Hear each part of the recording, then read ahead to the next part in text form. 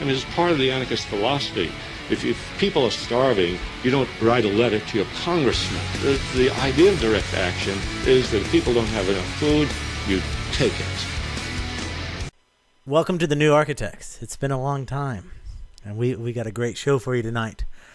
When I was growing up and was young and involved with the activist movement back when I lived in Texas and much younger than I am now, there was a slogan that rang out throughout the movement, not just animal rights movement, but all movements. It didn't matter what social movement you were a part of. You know, it could have been animal rights, it could have been women's rights, it could have been a socialist worker, it could have been anarchist groups, earth rights. They all carried this slogan. And I know if you're a new activist now, it might be hard to believe that all these groups carry this slogan. And the slogan that I'm talking about is animal rights equals human rights.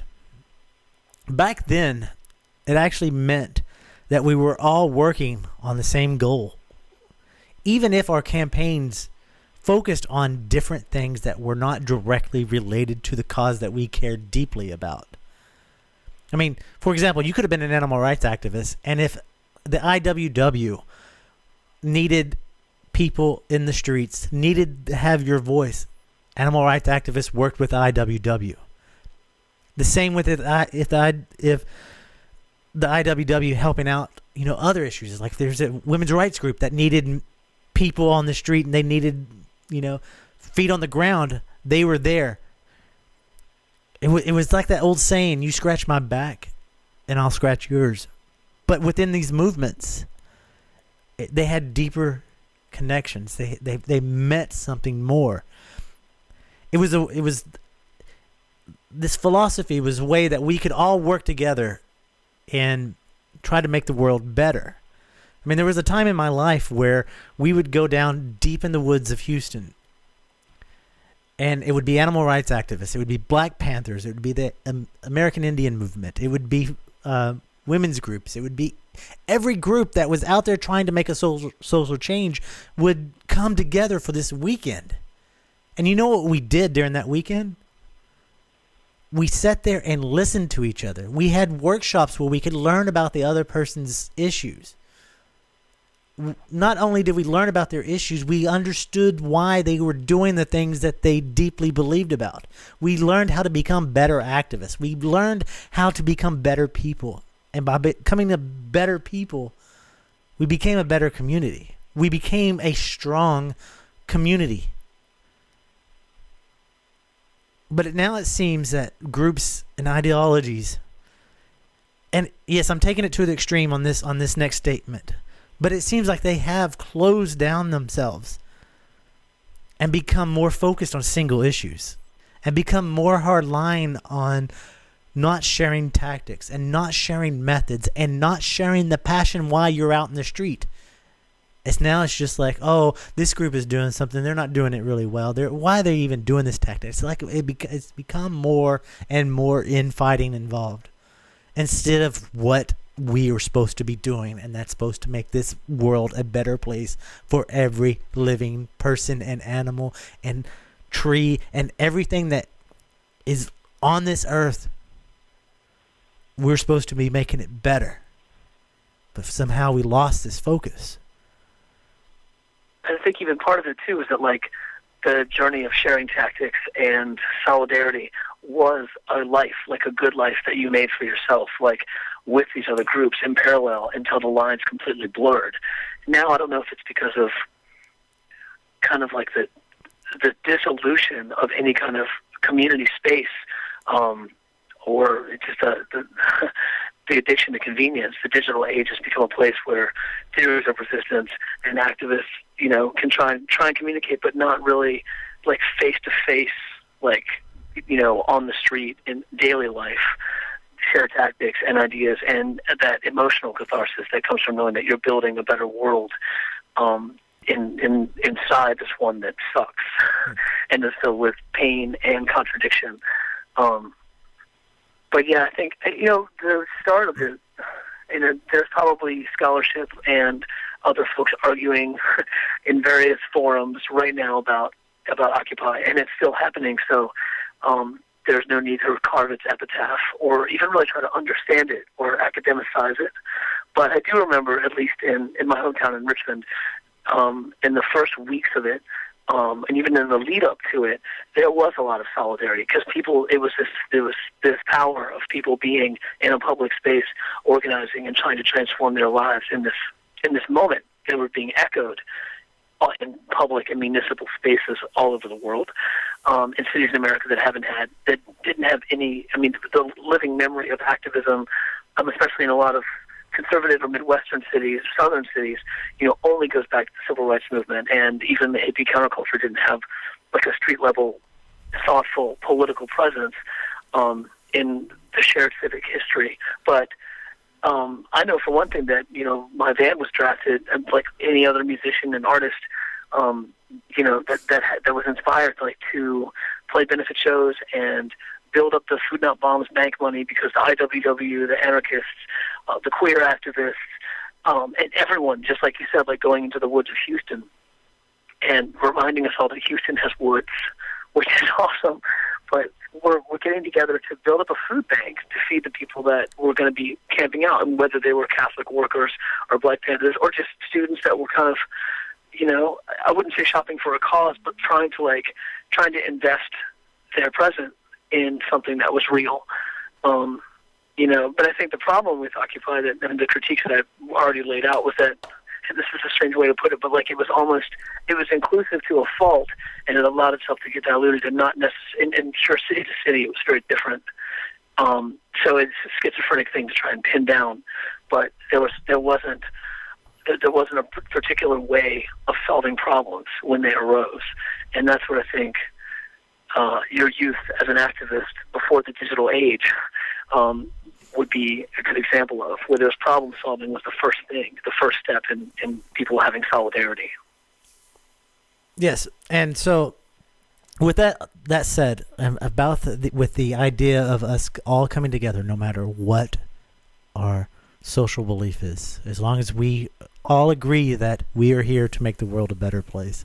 It doesn't matter if you are an animal rights activist, a Earth First activist, human rights activist, whatever activist that you are. We have to come together, and I think the method of us becoming the enemies of ourselves by becoming more and more infighting amongst the groups and activists is we got to find a common ground. And so tonight, I think.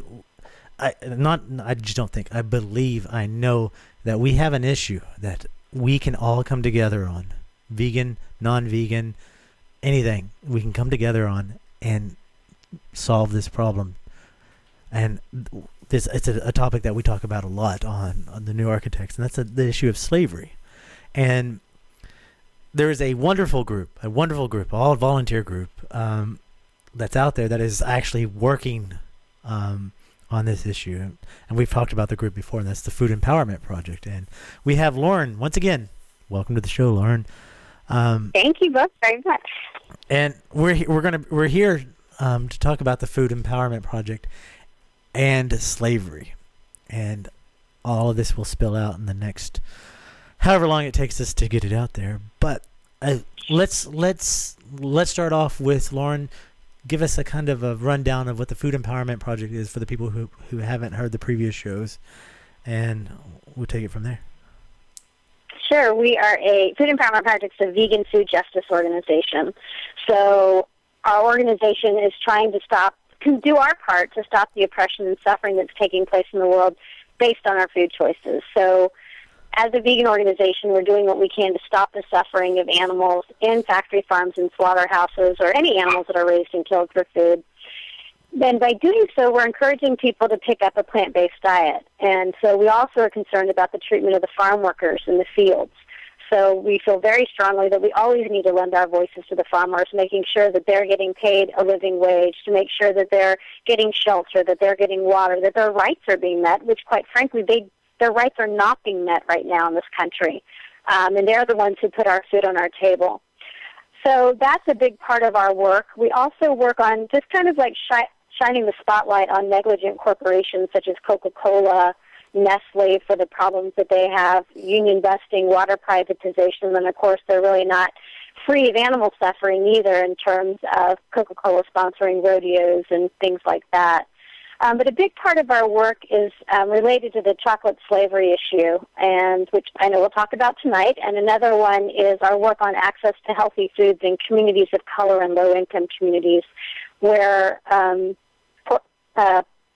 portions of the population don't have the same access to healthy foods, whether it be fresh fruits and vegetables or meat and dairy alternatives. They don't have the same access that people do in wealthier communities.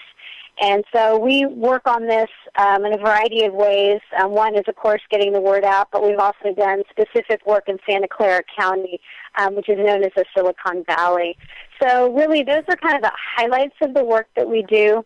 And I know we'll talk about chocolate slavery, so I will just not go into that right now. We also have a website called veganmexicanfood.com that we just updated that has recipes in English and in Spanish. And the Food Empowerment Project is foodispower.org.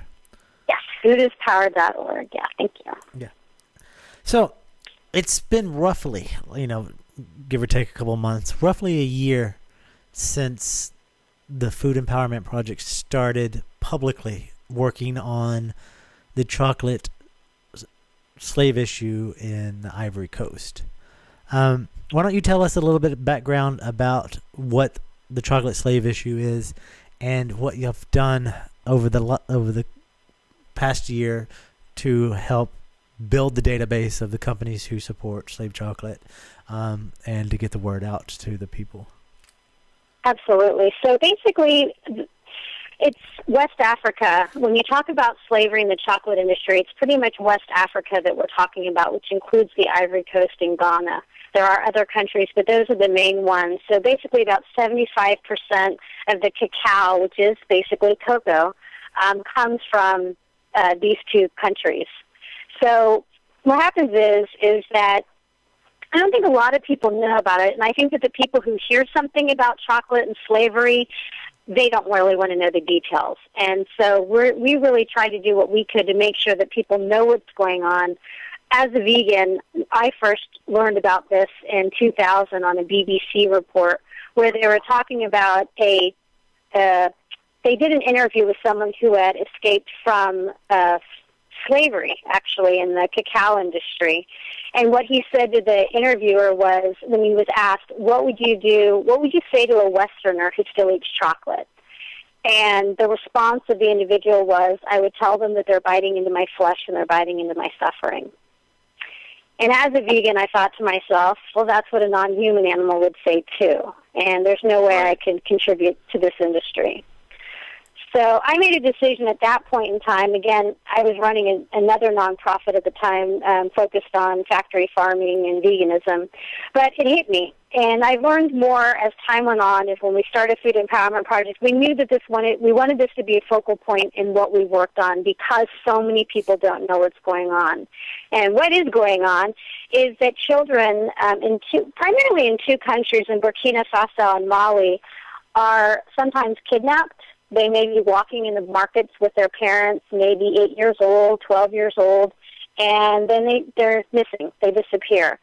Sometimes because of the vast these are very, very poor countries.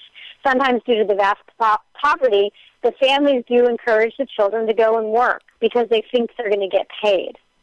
So sometimes they're sold to traffickers. And, unfortunately, sometimes it's, a parent drops their kid off at the uncle's house and the uncle then sells the kid. So there's all sorts of ways that these children end up into slavery. One reporter has actually gone missing trying to investigate what's happening there. But children between the ages of 12 and 16, some as young as 7, have been filmed working in the farms. And they're locked in at night. If they try to escape, they're beaten or they're killed.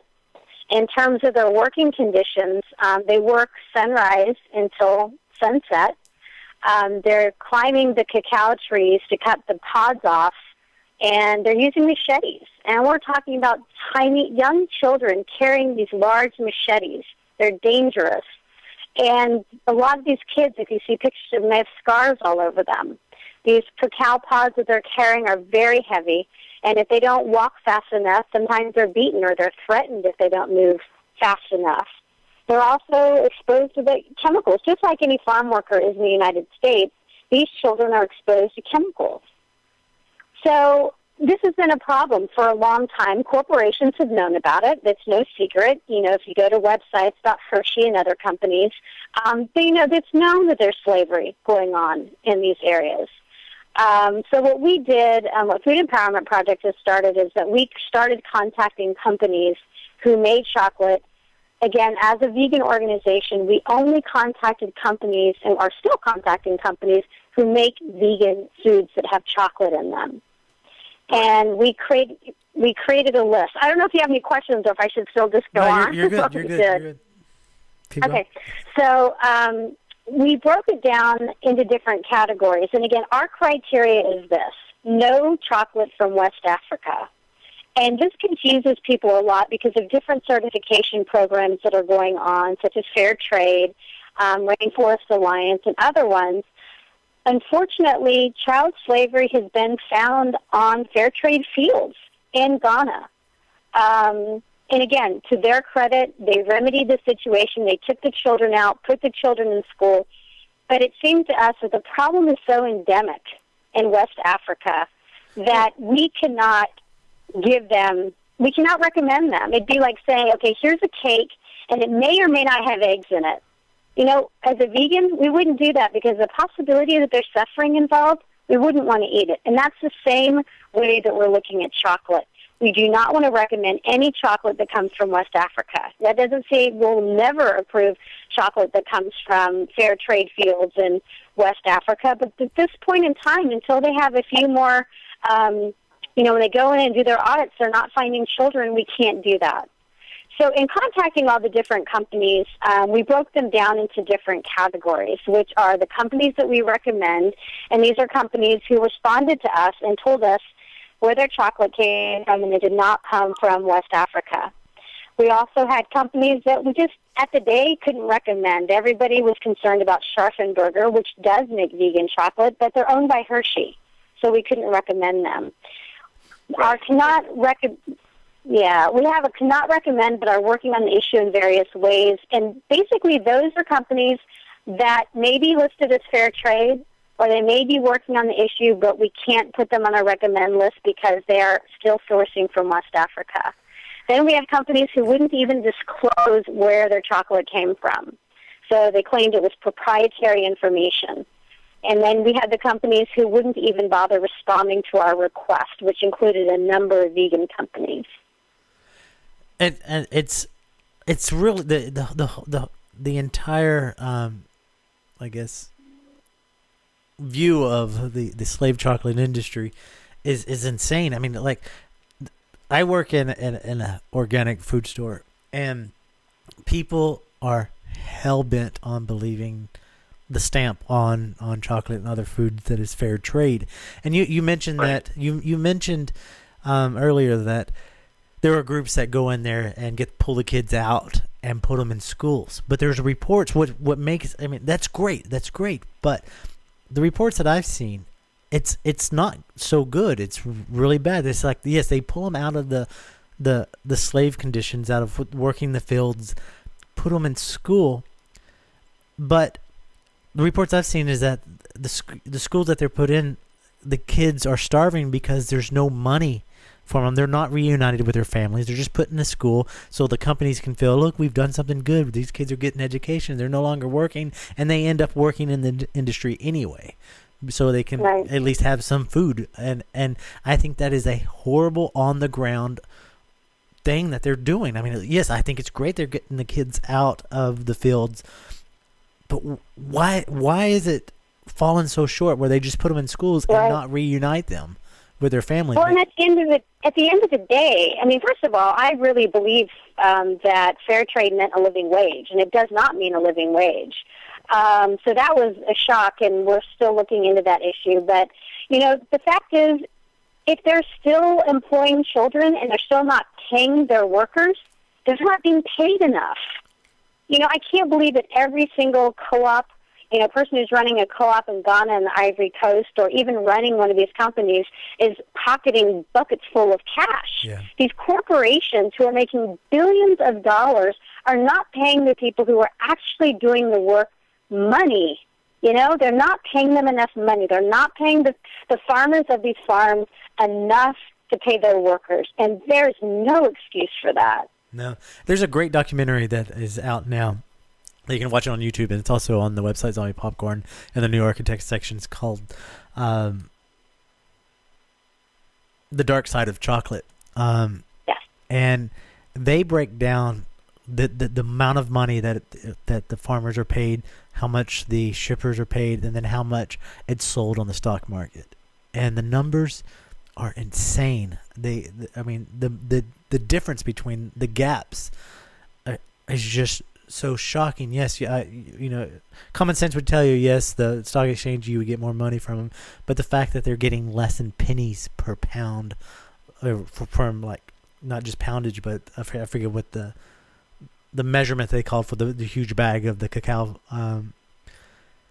is insane, because they're not making any money to even feed their families. It's like if you owned a farm, if you owned a plantation, and you sold these cacao beans, you couldn't even feed your immediate family, let alone your workers.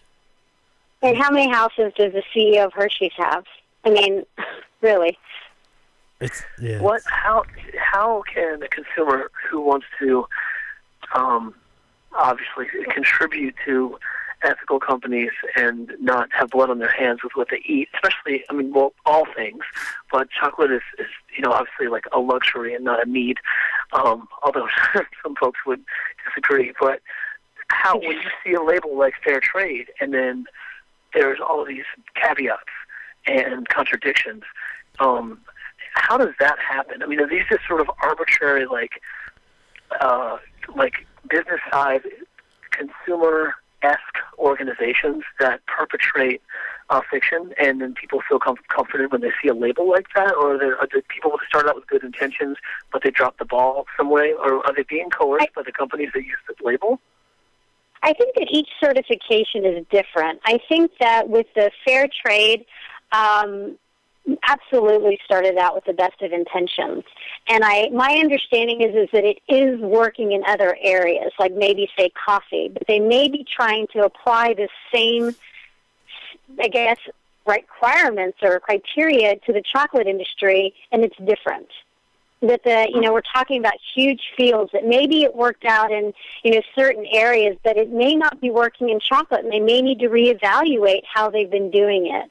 And a lot of these, I think all of them, these are certification processes, which means that they get money for certifying, these products. And that is why Food Empowerment Project isn't an advantage, because we don't get any money from anybody on the list that we're creating. We can say what we need to. We can say the truth about these companies, and it doesn't impact our credibility at all, because we're not getting paid by them. We don't lose anything. If they find children, they absolutely will remedy that, but some of their credibility is impacted. And so we feel, we want them to strengthen these. My God, for the longest time, I thought that fair trade, from 2000 until Food Empowerment started working on this, I thought fair trade was okay, and I wanted to. How simple would that be? Food Empowerment Project would not have created our list if all we had to say was fair trade was fine. When we found out about the children being found in Ghana, we realized we had no choice. And trust me, we didn't want to. We were, like you mentioned, we're all volunteer, And so the ability, oh, my God, we're talking about this issue, and all of a sudden everybody's asking us, well, who do we buy from then? It's 100% a valid question, and we want people to care about the issue. We had no choice but to create this list, which nobody else really had at the time. And still nobody has it. The list is massive, and it's growing. Y'all have worked extremely hard on this, and I've known that we constantly talk about companies like Hershey's, Nestle, and Mars being involved with the slave industry, and coming from the activist background, and even non-activists understand that there is corruption amongst the big corporations to some extent. It's kind of hidden in everybody's back of everybody's head. But we as vegans, we trust the companies that we buy our food from. We're more in connection with them because, most of the companies that we buy from are vegan companies. And when we find that the companies that we trust are not being transparent or they're not doing what we feel is right, it's like you would not believe how many people freak out when I bring up the chocolate issue when they're wanting to buy chocolate and they're like, well, what about endangered species? They're a great company. And we're like, well, we can't recommend because of this, whatever. And then we bring up Clif Bar and the fact that Clif is not even coming close to being transparent. No. Talk about that a little bit, and then also talk about what you have done with what you've asked Clif, what Clif's response is, and why is it important for a company like Clif to disclose this information? Sure. So just so you know, we're very lucky that these companies are paying attention to our list. Endangered Species Chocolate actually contacted us and wanted us to know that the organic dark chocolate did not come from West Africa. So we have updated our list, but that's one of the things is that they know people are caring. They know people are interested, and we know that our supporters are contacting these companies, and that has been the best thing for us. We have a number of Alter Eco was on our list that did not respond to us. A couple of their customers contacted them. They contacted us to find out what was going on. So it's imperative. It is working for people to contact these companies. Now that I talk about the company you mentioned, which, it isn't really working so far with, and that's why we've decided to call in everybody for support. We wrote Clif Bar back in May, asking them to, part of our process, of course, is somebody emails the company and asks them about, where their chocolate comes from. And Clif Bar told the person, our volunteer, that it was proprietary. But I, being a supporter of Clif Bar and also buying into the image that they've created for themselves, they're based here in the Bay Area. They very much paint themselves as a very progressive company. All that they do for the environment, all they do for their employees, very progressive company. So I sent them a letter thinking, well, maybe they'll tell us in terms of a formal request. We sent them a letter, didn't get a response. Like any good campaigner, I followed up with them and was in touch with their PR person. And we had a call with them and their sustainability person. And at the end of the day, they still said they would not disclose to us. Now, they said that, all of their ingredients were proprietary, and I told them that there wasn't much concern about slavery in the oat field. So it seemed like maybe they needed to reevaluate their, policy on this, at least on chocolate, not on everything, but there's obviously a problem with the chocolate industry. Maybe they just needed to release that. They told us, no, we have an announcement, a big announcement we're coming out with. So we gave them a long period of time until they finally announced, even though I had been every few months, I would email them and say, are you going to be announcing anything soon? No, but we will soon. And I would ask them, will you please let me know when you announce it? Of course, they announced they had a program they're doing with Rainforest Alliance, which they did not inform us about, which I felt like we were trying to be a good faith effort in communicating with them before we launched anything public. And I contacted them, said, as a step, we're glad to hear about it, but we still wanted to know where they're sourcing their cacao from. And I was told again it was proprietary information. So not until that point in time did we start asking our supporters and everybody who cares about ending child slavery to start contacting Clif Bars and demanding some transparency. We've seen what companies such as Apple and Nike are hiding when they don't disclose their supply chain. We aren't even asking for a supply chain. We're asking for a simple country of origin. Yeah, and I think that's an important distinction to make, because people who are listening to this say, well, they're a private company, they don't have to disclose this. But it is not like you're asking them their methods. All you're asking is say, Africa? Yes, no. That's all they got to say. Exactly. I mean, if they say Ecuador, we're not going to. It's not like we're going to start pulling out the phone book for Ecuador and starting to call every cacao farm. Yeah. That's all we want to know is country of origin. And so the fact that they're not disclosing that, well, should definitely lead everybody to wonder why. Well, I mean, what are they hiding? The other companies have proven this. I mean, if they do not, there's obviously a reason deeper than it's proprietary information that they're not telling this. I mean, because companies that do care go out of their way to let you know. Even if it was like the one company that said they have one bar that doesn't come from Africa, it's one bar. It's exactly. They have 100 other bars, but they were that concerned that they had this one bar. Because it's important to their image to that look right. we do. That's endangered species, right? Yeah. Yes. And so it's that important to, and the other companies who are trying to work with you, and they understand the issues and they're willing to work on the change. It is in their best interest because they see the problem, and for a company just to shut you down and say no, there's seriously throws up some red flags on it. Exactly. And it's not as if this is their entire business. I mean, think about it. Clif Bars aren't candy bars. They're not chocolate bars. Yeah. They don't have a lot of chocolate in them for them to be behaving this way. Newman's Own was the first corporation to get back to us immediately, within the same day, within a couple of hours. I mean, in my opinion, they actually make chocolate bars. They make cookies. They make things that you would think that they, as a larger corporation, would have a vested interest to tell us, oh, sorry, it's proprietary. And they didn't. Yeah. Yeah, it seems really sloppy and lazy and, of course, suspect that Clif would continue to shut down any quest for transparency. And plus, their marketing and their branding and the whole aesthetic of the company, I mean, they're applying their trade, and people are assuming that everything is ethically sourced and that workers are being paid and that resources are not being exploited and that it's going to be a healthy experience and all of that. And it seems like they must feel that would make them extremely vulnerable, and they just aren't getting off their ass and changing their chocolate source for the one or two bars of their arsenal of Clif Bars that do have chocolate. It seems retrograde and unreasonable for sure. Yes. I agree with you, Thomas. Totally. Me too.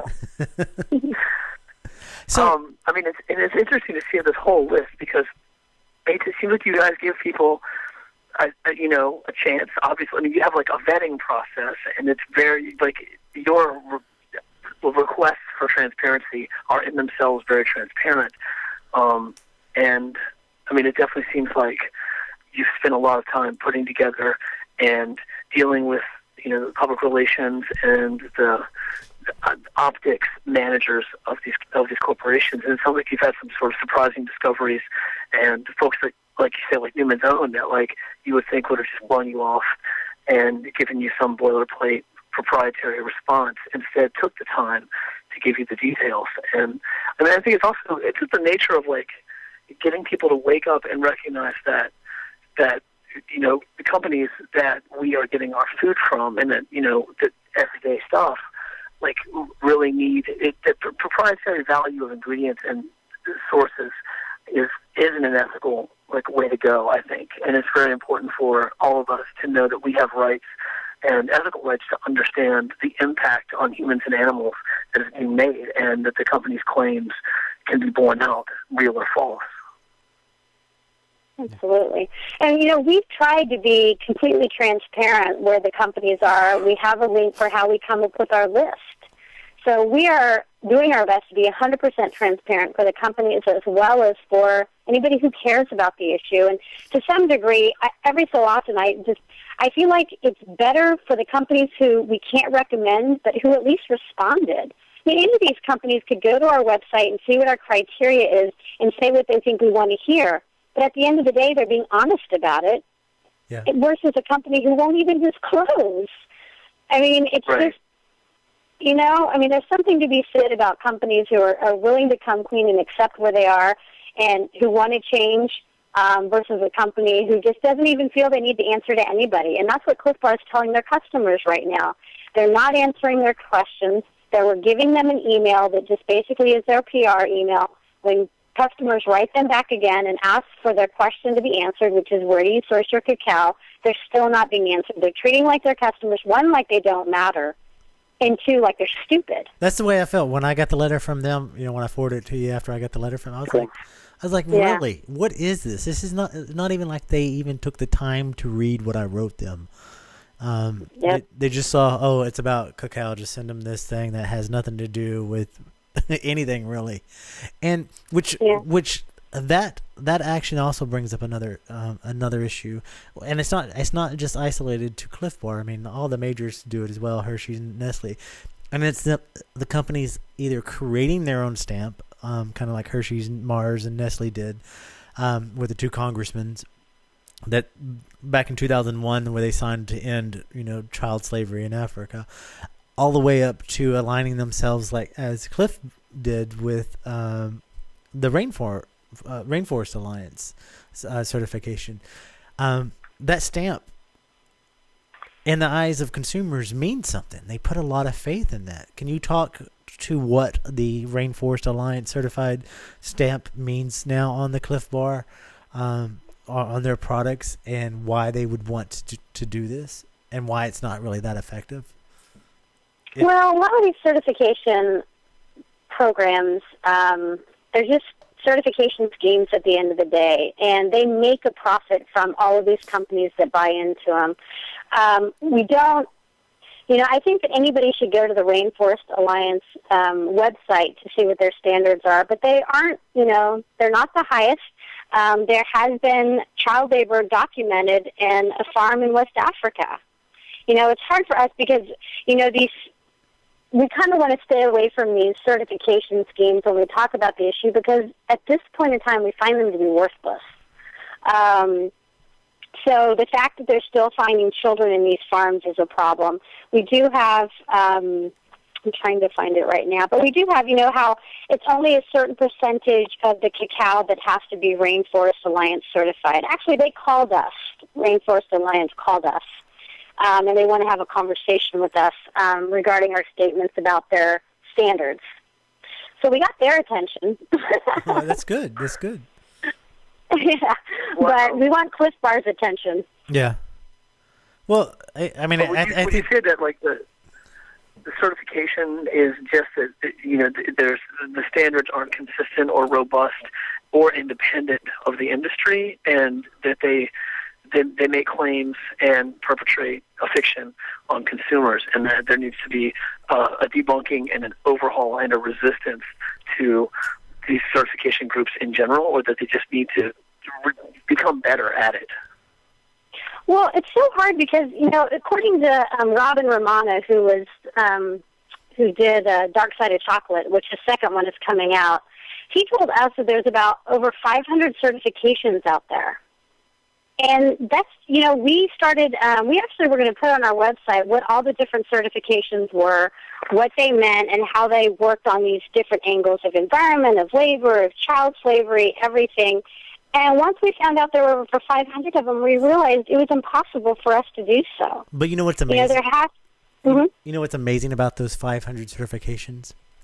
Not one of them says child labor free. Right. Exactly. And they can't. They can't say that, right? Because it's impossible at this point. And it's just so frustrating. It's you're understood. I'm not in Africa. I'm not in Ghana. I don't, I can't really judge. But to think that you have to have more auditors than you have X number of farms. It's just like the USDA here, thinking that they can really be there at every single slaughterhouse and make sure how the animals are treated, or every circus, when there's only a handful of inspectors. It just doesn't work that way. And it's just frustrating to feel like I don't understand how difficult it is. I don't understand how hard it would really be to implement a system that works. Well, when it comes to money and power, I mean, we talked about this on the first time we had you on the show, was that the president that lost the election stayed in power, would not step down, and the only thing that kept him in power, because all the surrounding governments and stuff were threatening to cut off his funds, so you would actually be forced to step down. But the only thing that kept him in power was the money he was making off the slave industry. Yep. And And that's the thing is these corporations, they hold the power, as we know in the United States, and it's worse for these other countries. Yeah. I mean, I think in Dark Side of Chocolate showed it wonderfully when the right hand man of the president invited him up to talk to him about what he was doing there, and he straight up told him, "There's no child slavery here." And when you have official politicians of the region ignoring or allowing it to happen, there's a bigger issue, and no certification is going to stop it. Exactly. I experienced, this is a different issue, but I experienced the exact same thing when I was in India and we were investigating electronic waste being dumped in Delhi, well, actually in all of India, and the Minister of the Environment told us that it's not happening here. Whereas I had, the statement from the Department of Tax Acceptance Control in the state of California, where they have listed how much of our electronic waste gets dumped to India. And yet their Ministry of the Environment was telling us it didn't happen. I mean, it's just unbelievable, that if these corporations were to put their foot down and say, we're not going to source any more cacao from these areas, until this, we're going to source it from here, that there's no child slavery, and pay them a living wage. Okay, I'm being unrealistic because people aren't going to do without the damn chocolate. Yeah. And that's the $1 million question is, how do we, I mean, yes, we have the power, but how do we get these companies to do this? I mean, because right now they have the best of both worlds. They have the best where they can get the cheapest cacao to make their chocolates at the cheapest cost, at the expense of the cheapest, poorest nations, and in return make billions of dollars because we don't know, or and for us who do know and close our eyes, continue to buy their products. So they got the best of both worlds. So what can we do? And it's at the expense of beings that everybody claims to care about, children. I mean, when can you not hold up a baby and everybody screams out, what about the children? Here you have children that it's on their backs and their blood and their sweat that this chocolate's coming from. And yet we have vegans who don't even get this issue, who sit there and say, hey, this isn't a vegan issue. Why should I care about chocolate? Yeah. I mean, it's unbelievable. If we can't even get the activists who understand what it's like for some of the most vulnerable on this planet to not understand what it's like and why they should take a stand on this issue. And that statement right there is why I started the program with that history of us growing up and how devastatingly or how bad it's gotten within our all of our movements is we're no longer united. We can't even unite on the things that we care about. Right. Yeah. Well, there's definitely. I mean, there's also just a belligerent laziness and the self-satisfaction of the one-issue activist, and being in that hall of mirrors with other activists, especially in the digital age, where you're just choosing whatever interest group, whatever soundbite feels right, and moving on. And then there is the genuine exhaustion and the confusion of folks that have kind of put like restraints on their lifestyle so they can live ethically, but then at some point they're just like walking through aisles of grocery stores trying to figure out what they can pick up, and then they see these certifications and it looks right, and it feels like, all right, well, someone's on top of this issue, I'm going to buy this, and it's the idea that we need to stay vigilant and stay connected and share ideas as living beings and defend each other from these depredations and these deceptions is huge. And I think that there's so many forces driven by the engine of global capitalism and these corporations being able to call the shots for governments that can then use their people as a resource for cheap labor and the extraction of their sovereign resources of these lands. It's a huge issue, but it's one of psychology as much as it is of the physics of the world right now and economics. Absolutely. I agree to some extent about the digital. I think a digital age does separate us, but it also brings us together even more so, and we just haven't, as activists, learned how to do it on a better on a bigger scale. There are some people out there who are doing it wonderfully, and we just need to teach everybody that. Well, sure. I think it's more of a question of being overwhelmed with information, not necessarily something that's like endemic to contaminating activists, but it's more or less like the amount of information out there, and there's kind of ingrained like irony that seems to be taking place in a lot of activist circles, where people they're kind of like suspending their disbelief, and they're not being as courageous with the questions they ask and who they hold accountable. And I think that has to do with a lack of human contact with people, kind of living in their bubble, in their habit trail, and not being in their community and really feeling that empowerment and that solidarity. But I do want to make a clarification that the people who are out there doing things are doing wonderful work. I strongly believe there's a lack of communication amongst the ranks.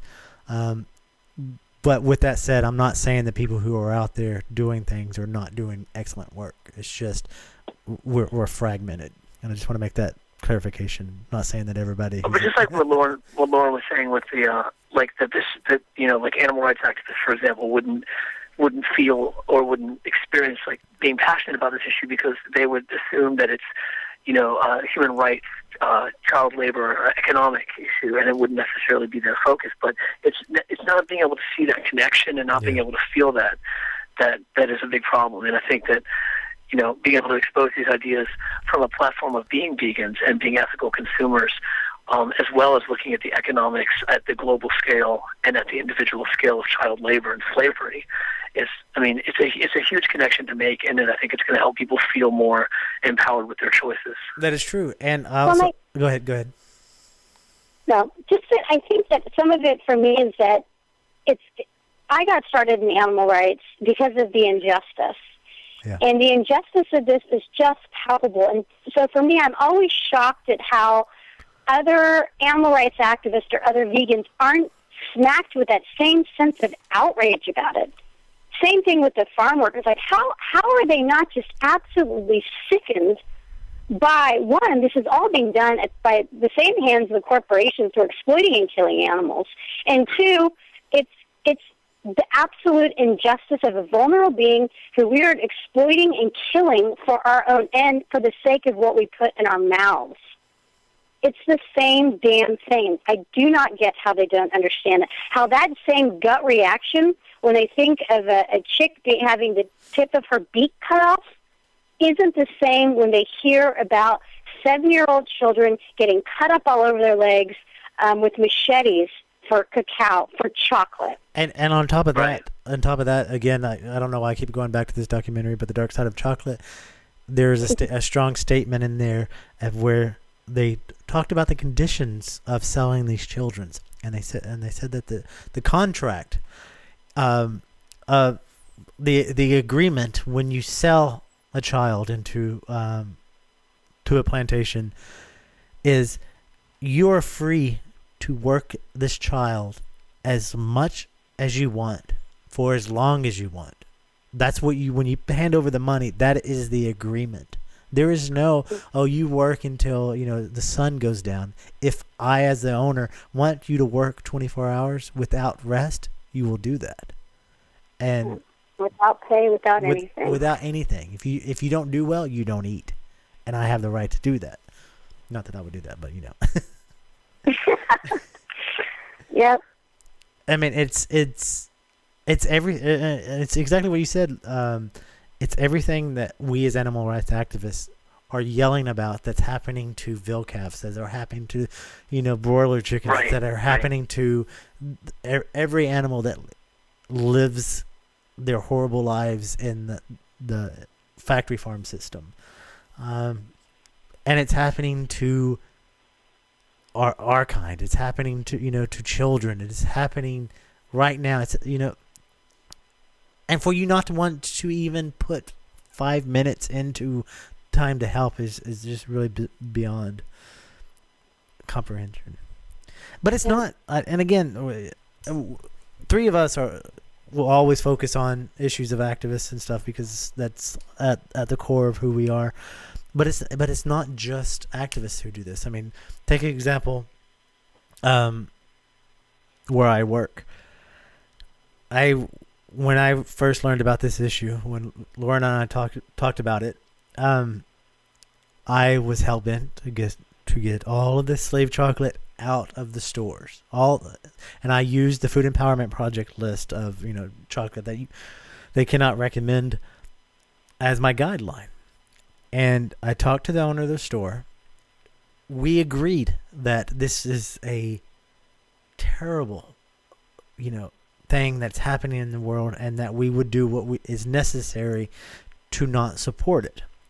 And what we agreed is to remove any products that is associated with this from the stores. Remove it from the shelf. Send out a newsletter. Let the customers know why when they come into the store they cannot find the chocolate that they've normally bought. Bring in chocolate to the store that was not slave chocolate, that would actually be more of a compassionate choice. The chocolate that we removed from the store, knowing that it was on the shelf, it had to go somewhere. We didn't feel that it needed to be disposed of, in vain. So we agreed that we would donate it to a nonprofit to help, and so they could sell it to better that nonprofit. And using the owner's words, that it would get the bad energy out of the chocolate and make something good out of something bad. That was our agreement. Perfect. I was so happy. I was like, we are doing something good. We are making a difference. We're sending a message, even though it may be so small. But the people who come into the store, it will slowly breed and grow, and people will know more about the issues. We can talk about it.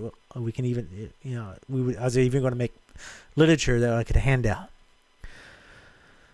Well, all that changed. The store that I work in no longer has slave chocolate, but the other store, they decided not to donate the chocolate, but to sell it in the other store and continue to sell it in the other store.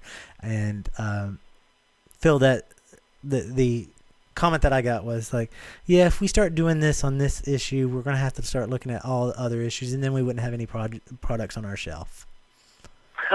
Yeah, I hear that a lot. From, can I just add two things to what you just said? Yeah, go, I'm done. One is that I agree. I mean, I do tend to talk about activists because activists is my world, and that's pretty much all that I do. And to the credit, animal rights activists are the ones who are kicking ass on this issue. And can I say ass on a podcast? Anyway, I would expect no less. And so I guess I always hold us up to a higher level of expectation, right or wrong.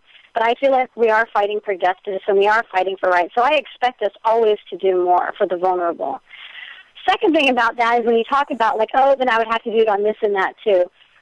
My comment is always, we're talking about slavery. At the end of the day, we're talking about slaves. We are talking about downright slavery. We're talking about people who are locked in at night, who don't get paid, who are beaten if they don't work hard enough. This is slavery. Right. And so I'm just amazed at what I have to do with this and that product. Okay, I probably agree with all the other campaign issues that are going on with these other products, but at the end of the day, we're talking about slavery. And that is something that should be an immediate absolutely not.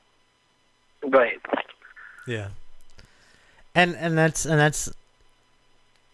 yes, the bottom line, that is it. This is something that we as a nation, and I think we as a world, and every individual in the world, feel strongly about, and it seems to be just an underbelly, small percentage of people who don't. And for us, we to go back on our views and our morals and our values just because it's inconvenient is insane.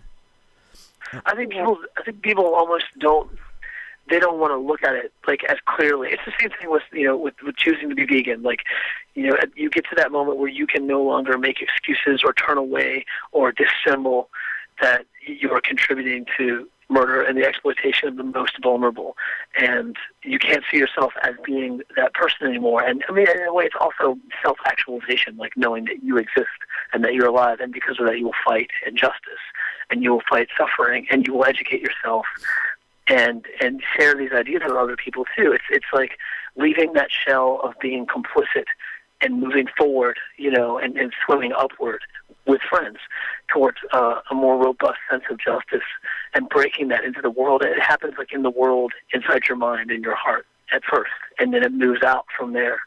I mean, that's why it's so visceral and emotional, and I think it needs to stay in that place, because I think so many people can look and legalize or make academic these very, very naked and real ethical ideas, like why the fuck are we supporting human slavery, and why are we supporting animal slavery, and why are we destroying the earth for these conveniences, and it's huge, and it has to do with understanding our identity as a species and as living beings. So yeah, I think I totally understand the urgency of this, and also the frustration with why, especially consumers that are in, like Jason, like where you work, and where I used to work, and many other places, like I've also worked in the organic grocery industry, where there's this kind of smug and exciting aesthetic of shopping more ethically and making righteous choices and healthy, tasty, righteous choices, and I think there's become an industry that, whether it was sinister in its in part of its intent to disguise the real food and labor chain towards slavery and exploitation, or whether like you said with the Rainforest Alliance, like it was kind of like started out with good intentions, and then there was just like a slippery slope of these variables and then a lot of shades of gray, and then after a while it just becomes a part of the packaging. And we have to get back to understanding that that's unacceptable, and we need to demand more from ourselves and how we consume and the way, and then getting the clear view all the way back to the person's hands that picked this vegetable or this bean or that made this. Yeah, that is true. And I think also what we need to add to it is we as activists, as we keep referring to that, need to do a better job of education. Yeah. And I mean, not just about this issue, about everything, because this is a true story. This happened the other day. I was in the store, and there's a customer talking to a fellow coworker, and she asked for a product. Our store offers, you can either buy in the store or you can order online, and have it shipped to the store. And the customer came and she goes, "Well, I came in to get this item, because I wanted to reduce my carbon footprint instead of ordering it online."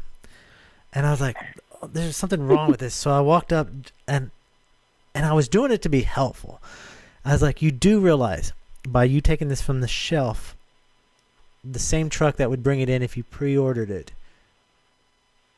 would have been the same product that you brought that was sitting on the shelf. So you're not technically reducing your carbon footprint. And I'm only saying this because I want you to understand. So I want you to be a better consumer if you're really that confused about it. And she said that I was the rudest person she has ever met. She really hasn't met a lot of people then. That's crazy. And I tried to explain to her, I was like, I'm not trying to be rude. I just want to make sure you understand that this does not change the carbon footprint on it. Yeah. And if anything, you are kind of discouraging business from your own store. I would think that means you're being very nice. Oh, I get in trouble for that all the time. I discourage so much. That's a different story. But you guys, I'm sorry. I just got a text that they're having a power blackout at Leslie's building, so she's in the dark.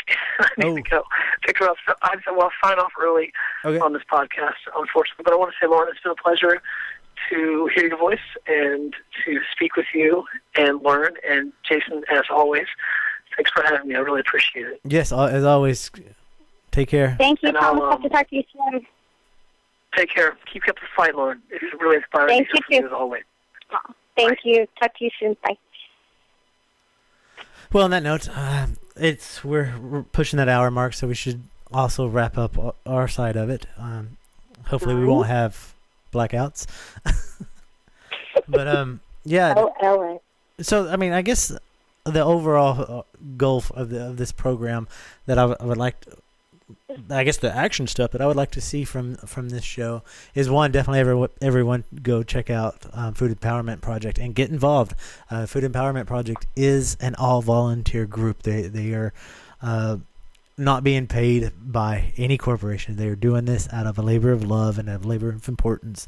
And they're doing great work. And check out the chocolate list. And if you're in the position to write, pressure, whatever, these companies who are involved with child labor and child slavery, let your voice be heard. Get out there and do something about it. If you're in a position where you can, if you work in a store that you can get the chocolate out of the store, get the chocolate out of the store, and then write the companies and tell them why you remove their products from the store, because it's important that they know that we're no longer going to sit silent about this. We've done it for too long. This has been going on for too long. I mean, how many years, do you know off the top of your head how many years that the cacao industry has been going on, and the slavery in the Ivory Coast? That's a good question, but I don't know how long, but I would imagine decades, because I think one of the agreements, which already expired, started over 10 years ago. And so they must have known there was an issue way before then, and there must have been a lot of activists getting the word out what was happening until somebody tried to act on it. So I would imagine there's decades that this has been going on. And we encourage people to go to our website, foodispower.org, and we do have the contact information for Clif Bar on there. So we'd really love people spreading the word and contacting Clif Bar as well. And also, on top of doing that, we should, if you're an activist, if you're a non-activist, communicate with your fellow person. Because if we're not showing our tactics, and we're not showing our methods, and we're not showing our intentions, we're not going to get anywhere. People need to understand our passions, not just our methods. They have to understand why we're doing this. And, absolutely. And it's important for that. So, before we go, what is Food Empowerment Project's next step? Are you still just focusing on the core things, or are you trying to bring in more projects? What's next for Food Empowerment? Well, we're going to follow up. We're going to continue focusing on Clif Bar. That's going to be our focus until they disclose. We're going to be putting out a report on our focus groups, determining what each of these communities said that they wanted and that they needed, and trying to work with policymakers or whoever we need to get that. And we're also going to be coming out with a brochure, or a leaflet, I should say, for people to use in primarily Spanish-speaking communities. And our report was just recently translated into Spanish, so we're hoping to get that on our website soon, as well as having our brochure translated into Spanish for Spanish-speaking communities. Awesome. So our outreach in those areas is going to pick up a bit, and hoping actually to eventually raise money so that maybe we can hire somebody to do the work that we're doing, so we can expand all the work that we are up to. Awesome. Sounds great. Thanks for everything that you do. Again, thanks for everything you do in promoting these very important issues. Yeah. Yeah. Yeah, he sounded thrilled, everybody, didn't he? Yeah. The website again is foodispower.org. Go check it out. Thank you so much, Lauren, for spending this hour with us. And see you next time. Good night. Okay, bye.